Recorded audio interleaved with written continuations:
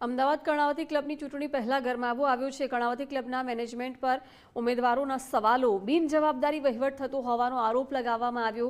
Golden glory હોલનું ગેરકાયદે બાંધકામ કરાયાનો પણ દાવો કરાયો છે। અમદાવાદ કોર્પોરેશન દ્વારા અનેક વખત નોટિસ પણ પાઠવવામાં આવી છે। નોટિસ બાદ પણ કોઈ યોગ્ય જવાબ આપ્યો ન હોવાનો દાવો કરાઈ રહ્યો છે। ક્લબ કેટરિંગ ટેન્ડર કરવામાં આવતું ન હોવાનું પણ આક્ષેપ છે। કોર્ટમાં કર્ણાવતી ક્લબના 100 કેસ ચાલુ હોવાનો પણ આરોપ લગાવાયો છે। સર્વિસ ટેક્સની નોટિસના ટીજીબી વતી કર્ણાવતી ક્લબે 1 કરોડ ભર્યા છે। 10 વર્ષ બાદ પણ ટીજીબીએ કર્ણાવતી ક્લબને રકમ પરત નથી કરી।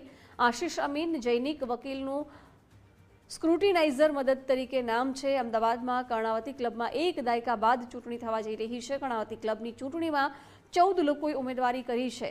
10 ડિરેક્ટરના પદ માટે 14 લોકોએ ઉમેદવારી નોંધાવી છે। 14,000થી વધુ મેમ્બર્સ આમાં વોટિંગ કરશે। 19, 20, 21 સપ્ટેમ્બરે મતદાન છે। 22 તારીખે પરિણામ આવશે।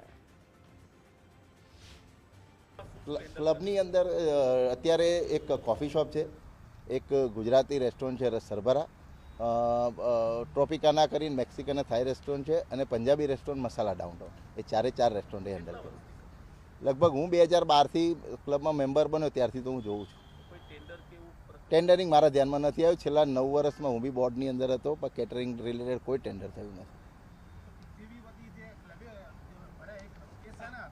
એ સર્વિસ ટેક્સની એને નોટિસ આવી હતી ને, આઈ થિંક મને ધ્યાનમાં છે, કદાચ હું ખોટો બી હોય, એટલે ખોટો એટલે એ વસ્તુની મને પણ કોઈ કારણસર ટીજીબી વતી ક્લબે ભરે એ વસ્તુ સાચી છે ને એનો મેં લેટર બી સબમિટ કરાયેલો છે। આ ક્લબની એન્યુઅલ રિપોર્ટ છે, એમાં ક્લબે એમ લખ્યું છે કે બની શકે કે અમને ગોલ્ડન ગ્લોરી હોલની લાયબિલિટી 7.8 કરોડ રૂપિયાની હોય, બની શકે કે અમને જે સ્પોર્ટ્સ કોમ્પ્લેક્સની જમીન છે એની લાયબિલિટી 7.2 કરોડ રૂપિયાની હોય, અને એની ઉપરના જે માળખા છે એની લાયબિલિટી 6.45 લાખ રૂપિયાની આસપાસની હોય।